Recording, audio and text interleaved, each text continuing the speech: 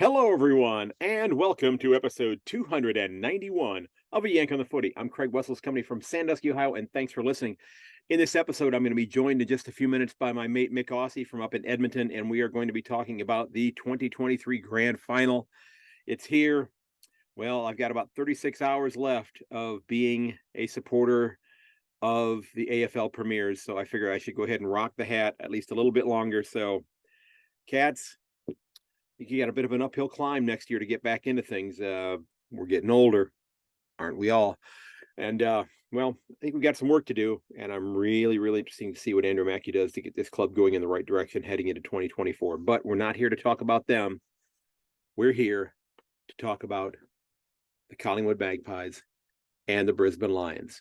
But before we do that, I do want to let you know that, folks, we are going to be starting up the most memorable game episodes. If you've not listened to those, I did about a dozen of those last off season with supporters of all sorts of different clubs who came on and told stories about games that they're never going to forget.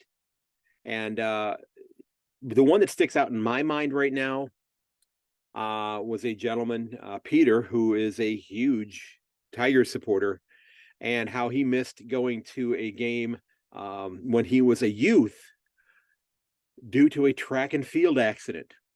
And I'm not going to tell you anything more than that. I would hope you'll go back and listen to this one. It's a phenomenal story. He's an absolutely passionate Tiger supporter. I chat with Peter at least once a week online. We'll trade messages through Messenger, that type of thing. Just an absolute top-notch bloke. But if you've got an idea for a memorable game, if you got one that you're never, ever going to forget, drop me an email over to ayankonthefooty@gmail.com. Reach out to me on Twitter @Yank_on, a Yank on the Footy podcast over on Facebook, a Yank on the Footy on Instagram. I'd love to hear from you. I'd love to help share your story, because we all have stories to tell. We all have games that we're never going to forget. I've shared my most memorable game. That was from 2016, I believe, 2017. It was Geelong at Carlton. And it's probably not for the reason that you may think, but it had a lot to do with that little button that's hanging on the wall right there and all of this other regalia that's right here. It's the one that convinced me that I wanted to be a Cat supporter. Now, before we jump into the interview, I do want to let you know, if you're looking to get your hand on one of these, first of all, you can go buy one of these. You can get the big ones also if you want to fill up the back window of your car. Okay. You could certainly do that if you wanted to do that. That'd be awesome. That's on my Redbubble store page over on my website, ayankonthefooty.com. But if you'd like to get one of those, leave me a great 5-star review over on my website or at Apple Podcasts. It's going to be hard to do it at Google, since Google Podcasts are going to be shutting down in 2024. But leave me a great review, and then send me a note by email. All those links are all the links are in the show notes. Telling me about it. Give me your address so I can drop one of those in the mail for you. I've got about 8 or 9 of them that I'm waiting to send out, but so far everybody's been way too busy getting ready for the grand final. I understand that, but we're going to have a little bit of downtime come late Saturday night. So if you roll into Sunday morning and your club has won, or your club hasn't won, or your club didn't play like me, and you enjoy the show, take a few minutes. Leave me a great review there. Leave me a 5-star. Tell people how much you enjoy the show. Share it with friends. Drop me a note. I'll get that in the post to you as soon as I can, because I've got 8 or 9 of them downstairs on my desk, okay? So today's club of the episode, they are the Waves Eagles of the AFL Wide Bay in Queensland. And AFL Wide Bay was formed out of the merger of the Bundaberg League and the Wide Bay League back in 1987. And in 1997, the Eagles, as they're now known today, were formed from the merger of the North Bundaberg Kangaroos and the South Bundaberg Magpies. And on September 11th this year, the club held their awards ceremonies recognizing their leaders, their best and fairest. I think I saw a category for like loudest and proudest, like most vocal member of the club. The men's senior side finished second place on the ladder in their on their fixture this year, and the women's senior side finished at the top of the ladder with the record of 12 wins and 2 losses. And I want to wish the Eagles the absolute best of luck going into 2024. So without any further delay, let's go ahead and jump into my chat with Myk Aussie, and let's get Myk's take on a couple of big news items this week, as well as his take on the grand final. Okay, ladies and gentlemen, we are joined for the grand final discussion with my mate, Myk Aussie. And Myk Aussie is on location, sporting his South Gawler jumper which he's pretty ecstatic about because if I'm not mistaken, they had a pretty significant win here in the last couple of days. There we go. And why don't you tell us about that, Mick? How you doing, mate? Yes, mate. 2 reasons I'm wearing this. Obviously, because I hope the Brisbane Lions beat the Collywobble Magpies and the South Gawler Lions won their 39th premiership in the A grade on the weekend, defeating Newry. They came from behind. It was live on YouTube, so I was tweeting that to you if maybe you watched it. But yeah, 39 premierships. It's up there with records within Australia. Not number one, but I bet you it's top 5 in numbers of premierships because so successful over the 120 or 30 years. They had a bit of a drought for 20 years, but they're back with 2 in the last 3 years. So well done for the Lions, and go the Brisbane Lions too, mate. There you go. So how did they fare when you were playing with them? I don't think I've ever asked you that. Did you win a premiership while you were playing with them? Yeah, I did. I missed out on a few Colts ones, just a bit unlucky. Then I went to Flinders Park in 86 and they won. Then I went back after Woodville. They won in 90. I went back in 91. We got top 4. And then in 92, we won the premiership, which was one of the greatest days of my life to finally win a flag in the A grade. And then 93, we won again, but I pinged a hamstring so bad 2 weeks before. I thought I was a chance, but realistically now I realize, nah, I didn't get in because my hamstring was so bad. So, wow. You know, good on Collingwood not taking Adams in because it's risky, mate. You got to be very careful with injured players in grand finals. Yeah, and it's a shame that somebody of his stature, who's been such an integral part of that club for so long, is going to miss out on this. And this opens up the debate. You know, I heard some discussions again this week about, you know, kind of like what other sports leagues do, that, you know, that if you play, that you get a Super Bowl ring, that type of thing. But, you know, somebody who played in most of the season for them, even if he's not in the grand final, should he get a medal because the team won the grand final? And I know it's extraordinarily exclusive. I mean, you got Marlon Pickett. Marlon Pickett had played 1 game for the Richmond Tigers and had a premiership medal. You know. Yeah, look, you could do something. You could absolutely give them something for the squad. But put it this way, I was so upset when I didn't play in 93 because of being injured. I didn't even want to go on the team photo. And I rolled up and they said, come on the team photo. And I said, nah, that was just my choice, right? I was so disappointed. And, you know, to me, it's just the players on the ground, to be honest. Yeah. It's really unfortunate for him because you don't know if he's going to get the opportunity to get back there again.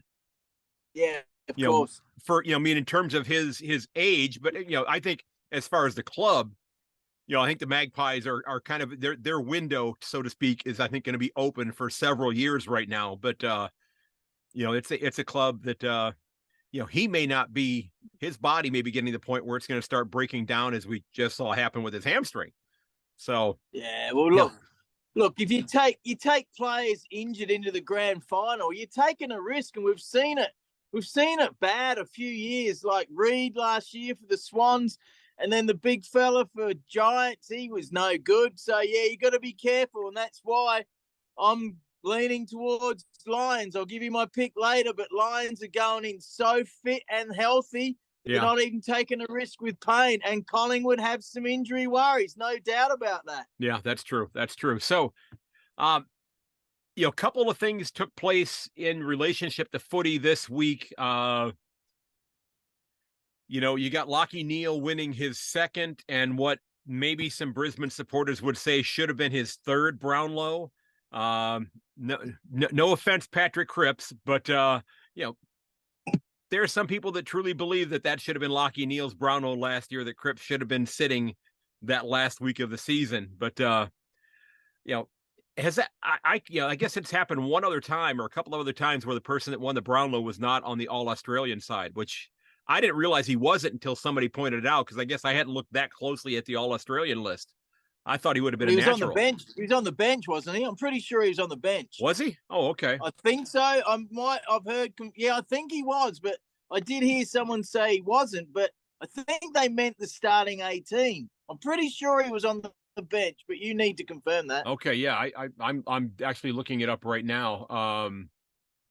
I'm pulling up the All-Australian team from, of course, I'm looking at it on the website, and their website wasn't loading properly for me before. So let's see here. But either way, look, the Brownlow over the years, you get lucky, right? And yeah, I agree. He should have won it last year. Maybe he got some lucky votes this year, but damn exciting. And generally, the umpires got it pretty right with the top five. I mean, you got to feel sorry for Nick Dacos and Marcus Bontempelli, but you know what? Lachie Neale's a deserved winner, absolutely, and good on him. I'm just upset he didn't come to the Crows going from Fremantle to Lions because he's a South Australian boy from Naracoorte. Well, I'm looking at the 18 plus the 4 in the interchange, and he's not listed with any of them. Wow, I'm wrong then. Okay. Yeah. Jordan Dawson, Nick Larkey, Zach Merritt, and Caleb Sarong were the 4 that were on the bench on the All-Australian side. Oh, that's bad then, isn't it? Well, but it's, and I guess and I saw Tom Duday posted something today that asked mentioning that and somebody was just not very nice to him, but he said that there needs to be some sort of an award, that you've got the Coleman for the biggest goal kicker. He said, but there should be some kind of a separate award for like the best defender of the year, because they don't get recognized in Brownlow votes and that sort of thing. And somebody posted on his thread, well, yeah, that's something you'll never win. And I thought, man, that's just not nice. You know what? I do agree you shouldn't have a defender's medal, but I'll be a devil's advocate here, and this might upset some people. A lot of defenders are players that aren't good enough for the forwards for on the balls as well. So there you go. There's a bit of a devil's advocate. But no, there's some great defenders as well. Absolutely they are. Yeah. The guys that are very good at centre half back, maybe they couldn't make it at centre half forwards, full forward, right? I know that for a fact, see? Well, I mean, look, for example, what the Cats have been trying to do with Radigalia this year, moving him and playing him back in defense when he hadn't been able to crack the lineup in the forward structure, and they moved him back, and now he's possibly going on to Port Adelaide, which Chris Scott seems to be very unhappy about, and people are calling him a hypocrite for speaking out against it. But, of course, you're going to try to defend your position and hang on to whatever you can hang on to. Well, anyway, I'm really looking forward to this game. So if you want to, let's start talking about the game. I'm looking forward to this game as much as I have since the Crows were in it, because it really is tough to pick. I've gone back and forward. I've come up with my decision, but there's some incredible matchups. There's key positions that players that perform, the team will win, and if players don't perform, the team will lose. So really, really intriguing matchup. So, fire away what your thoughts are and ask me if you want. Well, looking at I'm pulling up the lineups here. You've got a couple players. Adams is out, of course. McStay is injured for Brisbane, so he's going to be out. Patrick Lipinski's the sub for them. They brought Jack Ginnivan in to the starting lineup this week. I mean, I just Lyons is out as a sub for the Lions as well, but it's you're right about the Lions coming in healthy. I mean, their injury list is pretty much non-existent, but the Magpies, even though they've kind of squeaked by in a couple things, and they just barely got by, and what they did to the Giants in the last 8 minutes of that game was so impressive, because they basically put a chokehold on the Giants the last 8 minutes of that game, where they couldn't move the football at all. And hopefully there weren't any American fans tuning in for the last 8 minutes of that game and seeing just guys getting tackled all over the ground and the ball getting tossed in the air going, this is shit, I don't want to watch this. Hopefully they didn't do that because it was great. Yeah, it was. I watched it last night. It was so intense. It wasn't pretty, but that's the pressure of finals football. And I'll be honest, I'm going to say it right here, right now.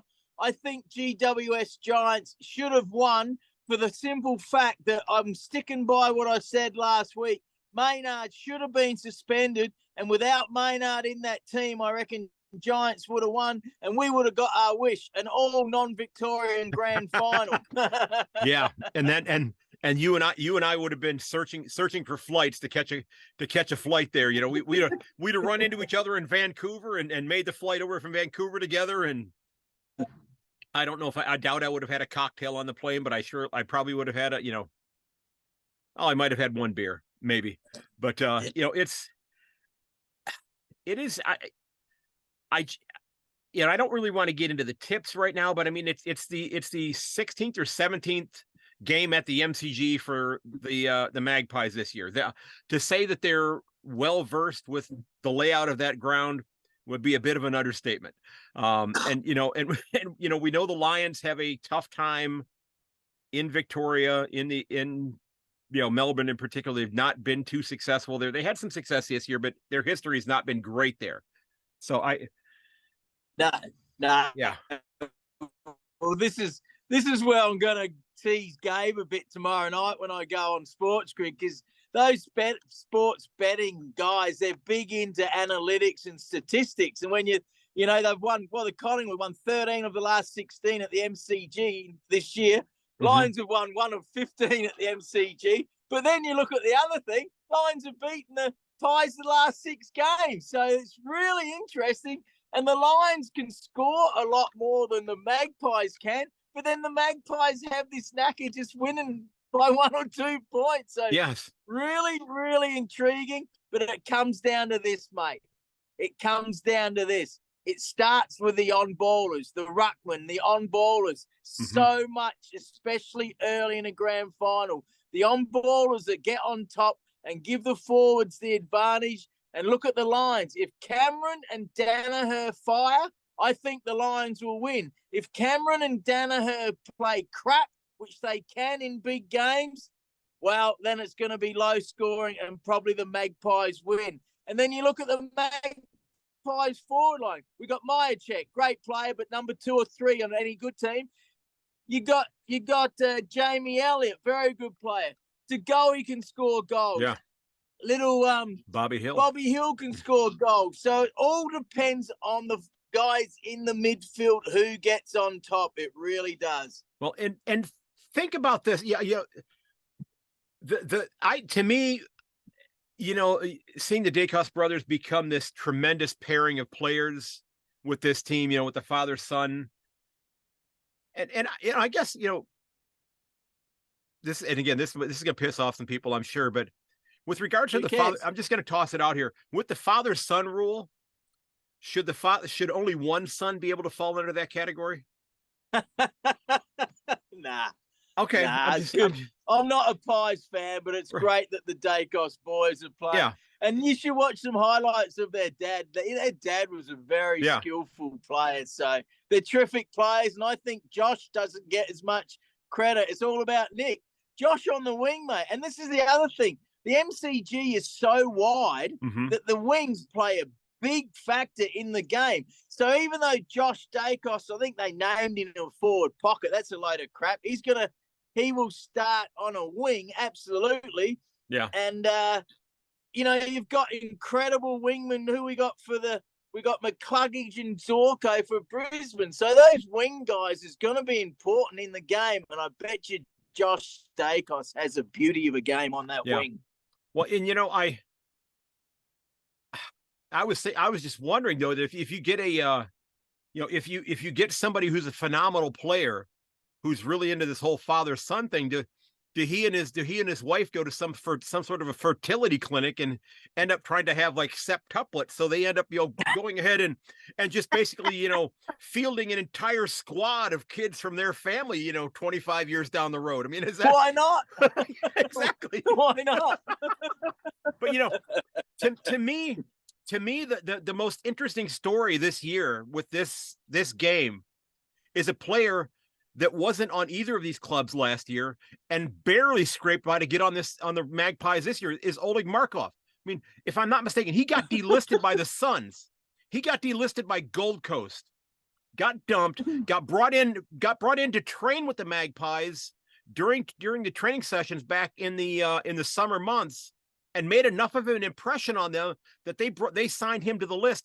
And now he's starting in the grand final. This is a guy who didn't have a job a year ago, and he's starting in the grand final right now. To me, that's a phenomenal story. Yeah, it's awesome. I mean, there's a fine line, isn't there, Yeah. between getting in and missing out? Like, there's so many good players that play VFL or reserves all their life and only get a few chances. And then you got Billy Frampton, Peter Frampton's boy. No, I'm not just joking there, but Billy Frampton, like, where was he? He was in Adelaide and in and out, but risky. See what I mean? Yeah. I'm changed my pick. I'm gonna give it away right now. I've changed my pick to the Lions to win because of the Collingwood injuries and underdone players. And it's so important in a game like this, and especially it's hot. There's another advantage to Brisbane, and don't let anyone tell you that's not, because Melbourne is way cooler and wintry than Brisbane. 28, 29 degrees Celsius, that's 82.4 degrees Fahrenheit in your old language. So the heat is gonna help Brisbane. Oh, Absolutely, I think you're right. I think you're right. And for the record, you know, Frampton coming in, he went into the selection committee, and he paraphrased his namesake, and he goes, "I want you to want me," and they named him to the lineup. And the band started playing behind him. Yeah. But you know, well, there you go. I've given you my tip. I've changed it. And here's another thing. I changed it last night. I changed it for a few reasons. One of them is some of the best people I listen to. Malcolm Blight went the Lions. Quarters and Barrett in Perth podcast, they went the Lions. James Brayshaw, the commentator for the game, Channel 7, fantastic. He said 50-50. Like, he really can't decide. So it is going to be a cracker of a game, I hope. And I tell you what else. I won't say this on Gabe's show tomorrow night. He'll think I'm a nut. But I can say it here. Oh, come on. You don't. Last night, something woke me up, or a dream or whatever. And I remember something or a dream told me to pick the Lions. well, you don't think that Gabe already thought you were a nut? Oh, he's worse than me, mate. Yeah, I know. I know. But you know, I won't be shocked if the Lions win. What's your pick? Come on, say it now. What's your pick? I think the Pies are going to win only because I think they're a more physical side. I think that this is a club that's not, I have this funny feeling that they're going to, that this may be the kind of game, since they're already a more physical club. You got guys who are not afraid to bump aggressively, that might say, you know what? So what if I'm out week 1 or week 2 of next year? I'm going to get myself, I'm going to, I'm going to go ahead and take a medal right now. If I've got to knock you on your ass, I'll take the punishment in front of the tribunal. I'll sit out the first couple of rounds next year if I have to, but I'm still going to have that medal. But I just have this feeling that, I think the ruck competition is going to be great with McInerney and Cox. And man, I'd love to see Cox, win it, just because that would be great for the promotion of the game here, to say there's an American that has a premiership medal. I just think that, yes, there's a ton of experience on both sides, but I just think that there's just a little bit more with, and again, well, of course, some of them went out with Adams. And I think that, if DeGoey plays the way he's capable of playing, I mean, he's the kind of guy that can just absolutely blow through the defensive structure of the Lions and just, go kick 4 or 5 on his own. And I'm going with the Pies. This is why how much? 5 points, because they always like to win close games. Okay. I think it's going to be close. Well, I hope you're right that it's close, and it really can go either way. But I tell you, it's the on-ball players. And if the on-ball players for the Magpies get on top, doesn't matter if the big guys for the Magpies up forward don't fire, because the ball will be coming in really nicely, and those small guys will kick enough goals. I'm going to stick with the Lions. But this year is interesting. The Magpies are favoured by 4.5 points. And I thought, okay, home field advantage, definite home field advantage. But one reason they're favoured by 4.5 points is because a lot more Magpies fans are betting on the Magpies. So really, I don't think there is a favourite. I think it's pretty 50-50. So for a best bet, I would take the Lions at +4.5. And then if the Magpies win another close one, you still win the bet. Well, that's why I think it's 4.5 to the Magpies. Well, that makes sense. That makes sense. But yeah,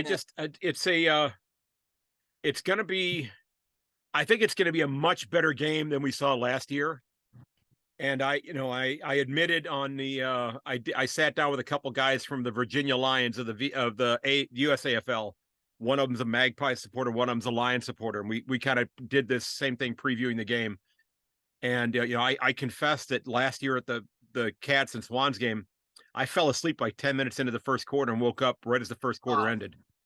Because terrible. I'd been up since 5 o'clock that morning. So it was just, I was wiped out. And I got caught up at halftime though. Yeah. Yeah. So it's, all right, hey, what do you think of Norm Smith? I'll give you some odds for Norm Smith. That's the best player on the ground. Nick Dacos +325, Jordan De Goey +525, Lockie Neal +600, Dunkley +1000, McCluggage +1400, and Pendlebury, Charlie Cameron +2000, Danaher +2500, Josh Dacos +2500. I think if Magpies win, I think Josh or Nick Dacos or De Goey is a good bet. mm-hmm. And I think if Brisbane win, probably McCluggage or Dunkley or Neal, obviously. But Neal might get tagged out of it, but he's a beauty. So there's some odds for what they call the Norm Smith, the best player on the ground. That, who was it last year? That it was Isaac Smith that won it last year. Yeah. So, I just think we're gonna, that we're gonna see Jordan De Goey just take over this game. I really do. Maybe. Yeah. I don't know. I just think that's gonna happen. And again, it's mainly for conversation purposes here, but I just think he's gonna do that. And it's he's got, as you talked, you got the on ballers there. They're gonna be able to get, if they are able to get the ball to him, Mason Cox is not going to be, he's not going to be a threat to be, coming down inside the 50 to be, kicking goals, that sort of thing. He's not going to play that role. Wouldn't it be great if he won the Norm Smith though? He's playing well, isn't he? Good on him. He is right now. I mean, and again, that would be just, phenomenal advertising for the game right there. But I think it's going to be De Goey if they win. And as you said, it could be McCluggage or Dunkley, and they may tag Lockie Neal just to try to take him out of the game. But it's gonna be a hell of a lot of fun, and I hope a lot of people here in the US tune into it. Just even if they DVR it and watch it on Saturday afternoon instead of a college football game, I think it's going to be a game that could really sell this comp to people, and hopefully get them excited about watching it when March rolls around next year, when the next season begins again, or watch the women's games that are going on right now. I got a couple other. I think we've talked enough about the game. You want some other stories? Yeah, let's go. I know. Were you going to bring up the coach of the year? No, I don't care much about that. I think it's a bit of a, what is it? I mean, you win the premiership. That's all that really matters. If you're the coach, you win the premiership. But sure, no, I don't really care much for that award. Good on all the coaches. I think there's some other stories. Well, Gil McLaughlin's trying to get Buddy Franklin there to do the motorcade, but they reckon Buddy might not show up. Josh Kennedy, the star for Hawks and Sydney Swans, who retired, he's carrying around the Premiership Cup all week. So I was listening to Billy Triple M, and he rolled up there. So that's a good story. And of course, the Premiership ambassadors, I think they're called. So if the Brisbane Lions win, the legend Lee Matthews will present the cup. And if Collingwood win, Darcy Moore's dad, Peter Moore, will present the cup. And you might not have seen Peter Moore, but he was like a 6'4", 6'5" ruckman, terrific player. But I always remember this about Peter Moore. He was 6'4" or 5, but mate, he ran like a guy my size. He was incredible athlete. So Peter Moore, absolute legend for the Pies. But will they be the Collie Wobblies again and lose like they have many grand finals? I'll tell you what, I just pulled up Peter Moore's picture here. He looks a little bit like Paul Newman. Oh, does he? Yeah, he looks a little like at least in this picture, he looks a little like Paul Newman. Which means that my mom would be a huge Peter Moore fan, because she had such she was just she would swoon over Paul Newman. Yeah, she would absolutely swoon over him. But yeah, it's, I do like how this game will do that sort of thing in terms of doing callbacks to previous success and people who have been involved in the game with that club and that sort of thing. That they celebrate the history of it quite a bit. And other games do that as well, but I think the AFL does a really good job at that and embracing that sort of thing. Now, I know that they talked about the idea of the cup being named after Ron Barassi, but now it sounds like they're looking at maybe name the premiership medals after him. Okay. Yeah. Yeah. That would be a nice compromise, I think. Yep. Yeah. So,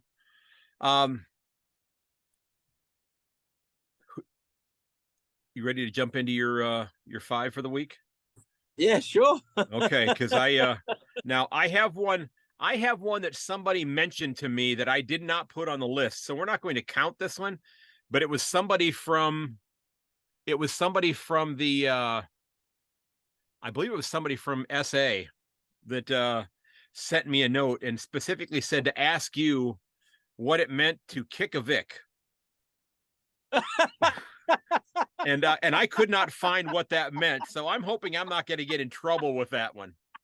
No, there's a decent rivalry between South Australia and Victoria because we're adjoining states. Right, we're massive makes sense. Aussie football. Yeah. They have a bigger population, as you know. So yeah, the Vics can be arrogant because they think Melbourne's the home of footy, which it kind of is. But hey, it's a national game now. So to kick a Vic is basically stuff the Vics. Hey, let's kick them while they're down, screw them, type of thing. Okay. So that was one somebody asked me, and I couldn't find exactly what that one meant. So I kind of just, so you got a bonus point. So we're going to add a point to last week for that one yet. Okay. Okay. So here are the 5 terms that I have for you for this week. The first one, cack-handed, C-A-C-K handed, cack-handed. Be a lefty, wouldn't it? Left-handed? Left-handed. Yes. Left-handed. That's me. I'm a lefty. Yeah. It said left-handed or also clumsy. Yeah. Left-handed left-handed or also clumsy. That's what it said. Okay, well, khaki-handed. You said khaki-handed is more the saying. Yeah. And it's being a lefty, yeah. Okay. Now, I went ahead and added this one in here, and I figured since Carlton is going to be home this week watching the game from home along with the Cats. And I did open the opening of the episode with my premiership cap on because I said we still have about 36 hours where the Cats are still the premiers. But I did take it off. Yeah. What does it mean to make a blue? Make a blue? To make a blue. Make a mistake. There you go. Make a mistake. Exactly. 2 for 2. No, it's 3. No, the 4. One went on last week. The one went on last week. But we'll go 3 for 3. You might be going 6 for 5 today if you get them all right. Hang on. No, we've done 4, but we've done kick a Vic, lefty. Anyway, keep going. Maybe I'm wrong. I thought we'd done 4. No, this will be the technically the 3rd one that I had on the list, but it'll technically be the 4th one overall here. Okay. All right. Yeah. Okay. Dry as a dead dingo's donger.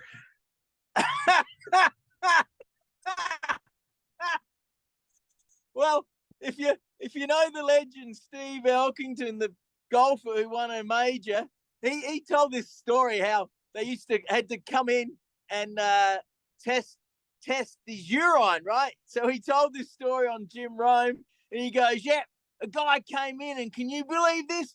I had to hang my donger out in front of him and piss in front of him." So your donger is your weapon. Yes. So dries it. Yeah, there you go. Well, yes. So, well, it actually meant very thirsty, and it said especially for a beer. So, we should mention Ontario Smith could not be reached for comment.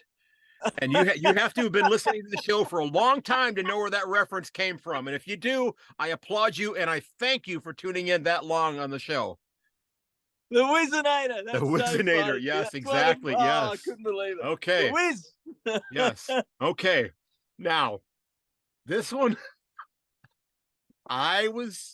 okay. Are we going to see anybody this weekend doing their holiday shopping early and getting themselves a Christmas grip? A Christmas grip. Christmas grip. Christmas grip. I don't think this is right. A Christmas grip. Nude? Go nude? Not quite. Well, not really. Well, your Christmas outfits. There's a word that's often referred to being nude as your Christmas. Oh, that's your birthday suit, isn't it? That's your birthday suit. Yes. Yeah, your Christmas grip. Nah, I don't think I can get that one. Okay, well, like I said, I hope we'll see if anybody does this weekend. But it says it's the grabbing of another's testicles. So with all the cameras, we get somebody down on the ground, or we going to see a Christmas grip, and we're going to go, jingle bells, jingle. Well, we talked the other week. We remember the guy from your mate from the Suns. We called it the squirrel grip. So yes, yeah, exactly. Saying. Chestnuts roasting on an open fire. Okay, now this last one. So you are 4 for 5 right now, because right. you got no, technically you're 4 for 4 because the other one was a bonus. So if you get this one, you're 5 for 5 because you will have gotten. Well, no, I didn't really get the Christmas script. I can't. Right, that's the only one you didn't get, but you got the one that wasn't on the board. Yeah, you got the Kick a Vic one. So that's a bonus one we're giving you. Yeah, okay. All right. So the last one, and it's also the name of a podcast, but Yakka, Yakka.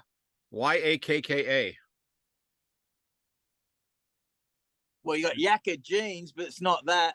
No, there's that Yakka, the Hard Yakka podcast. I know this Yakka. Yakka's. Is it to run or walk? It is not. Yakka. Oh no. I reckon there's a few meanings for this one. Yakka. Oh no, I'll give up. But I reckon as soon as you say it, I reckon I might know it. Yeah. Go on. To work. Yeah. Yep. Yeah, you're right. Yeah.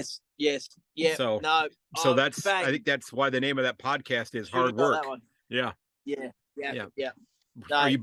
Yeah. No, that makes sense. Yeah. Were you blaming your hat for being on too tight there? Was that what was going on? No. Okay. I know. Not getting it. So who's going to be doing the Hard Yakka this weekend then? Who's doing it this weekend? I think the team that does it the most will probably win, and you need more guys doing the Hard Yakka than fancy players that might go missing. Okay. AKA, I'm a bit worried about Danaher and Cameron, whether they go missing or whether they are superstars. So yeah, the team that does the hard work, the fitter team, skills. I mean, It doesn't show it on TV. It is lightning quick now. The skills in close proximity, like you notice if someone fumbles now in the AFL, the skills are incredible close in. So the skills is very important. But you never know. I love the grand finals that things happen that you don't expect. Like someone will come up and play a beauty, or when Yates ran through Dermot Breton in the 89 grand final. Like things can happen. Not as dirty these days, but there's turning points in games and bad kicking. You can't kick bad. North Melbourne kicked brutal when the Crows won back-to-back in 1999. They kicked like 6-15 in the first half. So goal kicking, that is the main thing. You got to put them through for goals. Yeah. Absolutely. Yeah. But I'm glad it's a day game. It's a beautiful, sunny, warm day. It's going to be an incredible spectacle. I've been lucky enough to go to 3 of them. It really is fantastic. If the game is close, you know? Yeah. Yeah. So, and, you know, this is purely speculative here, but, you know, the season officially comes to an end at about 4 o'clock. Well, let's say about 2 o'clock in the morning, your time on Saturday morning. The season ends. Okay. It'll be about 4 o'clock in the morning, my time. Yeah. Which means that 2024 begins immediately after that. Okay. And I know we've not, you know, we're going to be heading into the trade period within a couple of weeks after this. But based upon right at this moment in time and what you think is going to happen, which club do you think is likely to drop out of the 8 next year? And which one do you think is likely to jump into the 8? Just based upon what you know right now and what you think they're going to do. I would hope the Crows and the Suns are big chances to jump in. Who's going to drop out? Not sure on that. Yeah. Probably Swans. Well, Swans are a chance. I think Swans might rebound, but I was going to leave this to the end, but Callum Mills screwed up on Mad Monday and it was fighting with his mate. Now he's got a rotator cuff and he's going to be out for part of next year. Like, that's stupid. You're going to be smarter than that. Hey, we've all done dumb things. Absolutely we have, but that's a bad one. Callum Mills in trouble start of next year. We have, yeah. I know we've done dumb things. I had a first wedding. I know I've done dumb things. Yeah, because you know, you talked about having the dream. I had something even better than that. We were having an outdoor wedding, and that day it hadn't rained for weeks. We got 2.5 inches of rain that day. 2.5 inches, which is what, 6 centimeters of rain that day. Somebody was trying to tell me something, and I did not listen. And I should have. And it's like, you know, I tried to tell you. I mean, I damn near flooded your town. Okay, and what else can I do? Knock the building down that you ended up going to for it? Yeah, but okay, but yeah. So, you know, this has been an absolutely. Do you know what wife stands for? An Aussie joke. You know what wife stands for? I'm going to let you say this because my wife may actually finally tune into it and listen to an episode, and I don't want it to be this one and get in trouble. I do not. I'll leave out the F, but you can guess it. Friend. To an Aussie, an old Aussie saying, wife means washing, ironing, F, and then etc. So there you go. Well, I guess I do all the washing. I do all the washing and ironing at my house. And I'll just say this right now. Really? I do. I do all the laundry at my house. Last weekend, and I know we were talking about. I know the messages we just traded here online, but I tried. I almost got guilt tripped last week because I had 4 loads of laundry that I'd done that was piled up on the couch that I was folding and getting ready to iron as I was watching the Browns game last week. And my wife comes out and she says, "Well, I'm going to go mow the grass." And I'm thinking, "Great, go mow the grass." We've got an electric lawnmower. You just plug the battery in. It's easy to steer. Don't have to pull it. It just runs like a champ. I'm not going to feel guilty about that. I got a great lawnmower. You go have fun with the lawnmower. I was folding all the laundry and doing the ironing. I'll leave you on this note, or if you want to talk a bit more, I've got to go in a minute, but I'll leave you on this note. When I was in Vancouver, this great girlfriend called Terry, I took her to Vancouver. And I'm sitting in the lounge room on like 5 o'clock on a Saturday, and I was there with my couple of mates, and I said, "I'm running late. I'll get my girlfriend to iron my shirt when she comes over." And these Vancouver boys go, "Nah, Canadian girl won't do that." As she walked in, I said, "Babe, do you want to iron my shirt for me?" She goes, "Yep, no worries." And my 2 mates were sitting there just going, "You're unbelievable. Good on you." So, yeah, it's a bit different culturally in Canada and Aussie and stuff for sure. So those were Australian friends of yours that were saying she wouldn't do it? No, Canadian. Canadian. Wow. Canadian. Yeah, yeah. So I mean, things have changed, but it's a bit different back home. so how were you able to pre-charm her to get her to do that? She just did it. Oh, okay. Okay. Well, that works. That works. So, you're going to be on with Gabe tomorrow night, but where else can we find you? I know that you just had episode 20, and I've not watched it yet because it looked like it's a much longer episode of Edmonton Cricket TV. Yeah, it was a grand final weekend here of T40 and one T50 game. So Philip Hicks and I, he's the founder, also captain Strathcona. We were out all weekend, and I put up between Saturday and Tuesday night, I put up a fully edited show that was over 1 hour long, featuring 5 games. So a lot of good content, got incredible reactions. So all the boys are loving what we do. And then I'll be on with Gabe tomorrow night at, it'll be 8:40 Pacific time. Okay. So that'll be about an hour before the grand final. That'll give me a chance to watch the pre-game with Kiss. They're not wearing makeup, I heard today, so that's disappointing. I was hoping to see their makeup run in the hot weather, but anyway, I like Kiss. They were a favorite band of mine when I was younger. I wonder what I saw them in 1985, and I have to be honest, I almost died going home from that concert, and I saw them in Seattle. And I was stationed at the Naval Air Station on Whidbey Island. So you lived in Vancouver, you know where Whidbey Island is. You know, you're familiar with Whidbey Island. We hit a patch of ice on I-5 driving home, and we were in just a little car, and we did like 4 or 5 360s right in the middle of I-5 with semi trucks going past us on both sides. Almost died going home from that concert. But it was hilarious because the band called Wasp opened up for them. And the singer for that band use some flowery language. And there was a mom and dad who were Kiss fans from like the early 70s that were sitting in front of us. And they had like their 8-year-old, their 10-year-old, and their 12-year-old son sitting there. And this guy is just dropping F-bombs and this and that and saying all sorts of other things. And it was like watching, the things like with the monkeys where you go, see no evil, hear no evil, speak no evil, except mom kept trying to cover up ears. And she realized that mom and dad only had 4 arms and there were 6 ears she was trying to cover up with it. It was hilarious because she kept going back and forth from one head to the other head, trying to cover up their ears so they couldn't hear what this guy was saying. Well, in Australia and Ireland, I think we say the F word more than anyone, but it's not as bad as people make out here because it has so many different meanings, and you got to be careful where you use it. But hey, it is what it is, you know. Yeah, I mean? it I gotta go see a lady with a baby. You know, that's a bit of an Aussie. I know exactly a bit of an Aussie term. Okay, so man, I hope you enjoy the game. Now, is your girlfriend going to stay up and watch the game with you? Well, she will for a while. It starts at 10:30 my time is kickoff. So the pre-game will be 30, 40 minutes. And then, so I'll finish about 1 a.m., 1:30. But I'm staying home, just going to watch everything. I'm not going to have a drink. I'm just going to watch the game intensely. So really looking forward to it. And let's be honest, maybe they have been listening to us. And maybe the AFL has realised that the North American market is important and kept it a day game. So I'm happy about that.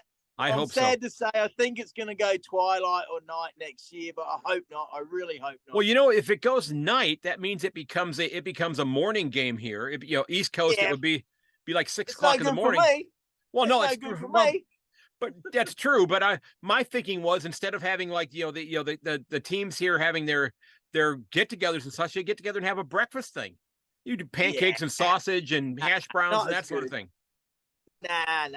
You can't start drinking at breakfast. You just mix the bourbon into the maple syrup, I guess. Oh.